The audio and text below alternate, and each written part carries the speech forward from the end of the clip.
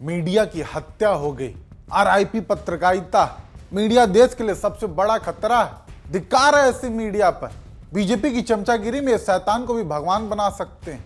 ऐसी ऐसी लाइनें इस वक्त सोशल मीडिया पर देश की मीडिया को लेकर लिखी जा रही है, क्योंकि अब गोदी मीडिया ने जो हरकत की है उसको लेकर लोगों में काफी गुस्सा है। इन लोगों ने किया क्या कि एक ऐसा दरिंदा जो छोटी छोटी मासूम बच्चियों के साथ दरिंदगी करता था, तस्करी जैसे घिनौने काम करता था, जेफरी एप्स्टीन, उस आदमी को आज हमारे देश का मीडिया बिजनेसमैन बता रहा है, उसको जस्टिफाई कर रहा है। That he had a separate life. Professionally, he was a power broker. He used to introduce one person to the other.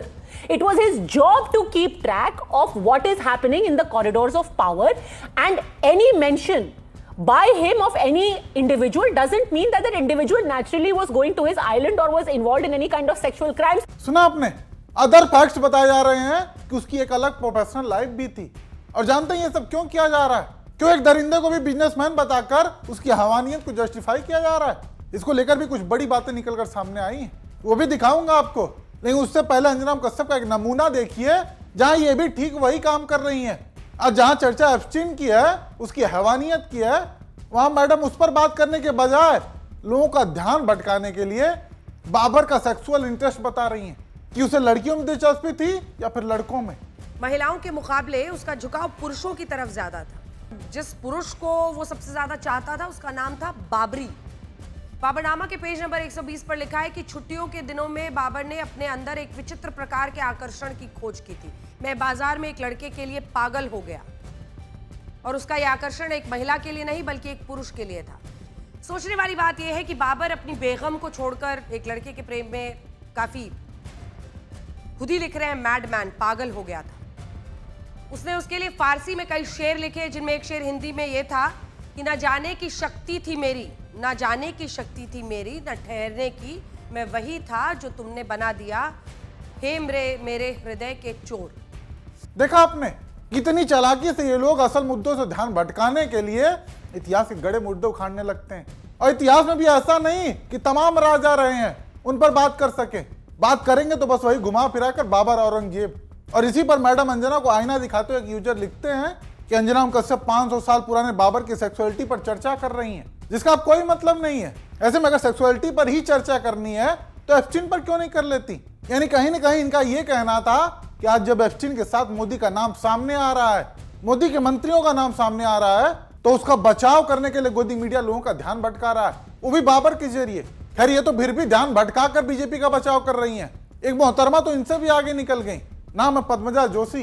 इन्होंने किया क्या कि एप्स्टीन जैसे दरिंदे को भी जस्टिफाई करने लगी। वो आदमी जो नाबालिग लड़कियों का यौन शोषण करता था, सेक्स ट्रैफिकिंग करता था, दोषी ठहराया गया, आज उसे बिजनेसमैन और उसकी प्रोफेशनल लाइफ बताकर उसकी एक अलग छवि बताई जा रही है। Jeffrey Epstein was convicted of major crimes like pedophilia, of rape, raping underage girls, all of that. But the fact also is that he had a separate life. Professionally, he was a power broker. He used to introduce one person to the other. It was his job to keep track of what is happening in the corridors of power, and any mention by him of any individual doesn't mean that that individual naturally was going to his island or was involved in any kind of sexual crimes. ऐसे में इसकी वजह बताते हुए सांसद संजय सिंह लिखते हैं कि गोदी मीडिया देश के लिए सबसे बड़ा खतरा है। ये लोग बीजेपी की चमचागिरी में शैतान को भी भगवान बना सकते हैं। देशवासियों को गोदी मीडिया से सावधान रहना चाहिए। वाकई ये लोग देश के लिए बहुत बड़ा खतरा है। ऐसे में आरजेडी की प्रवक्ता है कंचना यादव, वो लिखती हैं कि इस स्टेटमेंट से पत्रकारिता ही नहीं, न्याय भी 100 बार मरेगा।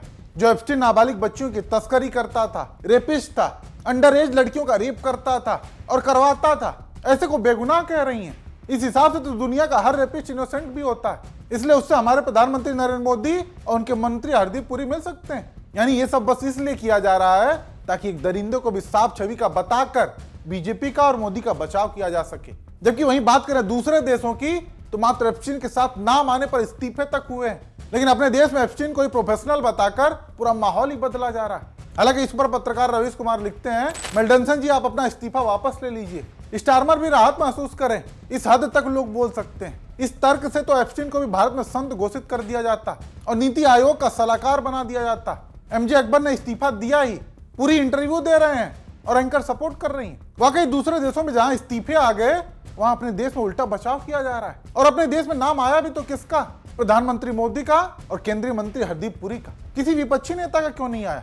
ऐसे में लोगों ने सवाल ये भी खड़े किए कि क्या जिस तरीके से पीएम मोदी और उनके मंत्री का नाम एप्स्टीन फाइल में आया है, उसी तरीके से किसी विपक्षी नेता का आता तभी मीडिया ऐसे ही बचाव करती, ऐसे ही ध्यान भटकाती, बल्कि उल्टा दिन रात इस बात पर डिबेट की जाती, माहौल बनाया जाता कि ऐसी क्या जरूरत आन पड़ी थी कि एप्स्टीन से सलाह ली गई, वैसे आदमी से क्यों मिला गया, तमाम सवाल पूछे जाते। लेकिन आज सब मौन है, बल्कि और तो और बचाव किया जा रहा है। हालांकि यही हाल बीजेपी का भी है। आप लोगों को मीटू कैंपेन याद होगा, उसमें एमजे अकबर का नाम आ गया था, तब उनका इस्तीफा तुरंत आ गया। दोष सिद्ध हो ना हो, उससे पहले बीजेपी ने इस्तीफा मंजूर कर लिया। लेकिन आज ऐसा कुछ भी नहीं, जिसके बाद बीजेपी पर सवाल उठने लाजमी है। एमजे अकबर और हरदीप पुरी में भेदभाव क्यों? दोनों के लिए नैतिकता अलग क्यों? सवाल तो उठेंगे ही। लेकिन चिंता की बात कि सवाल उठाने वाले खुद उनका बचाव कर रहे हैं। ऐसे में जो नसीहत लोगों ने दी है कि देशवासियों को गोदी मीडिया से सावधान रहना चाहिए, ये देश के लिए बहुत बड़ा खतरा है। इस नसीहत पर लोगों को जरूर विचार करना चाहिए। बाकी आप दर्शक इस पर क्या सोचते हैं, अपनी राय कमेंट के जरिए जरूर बताएं।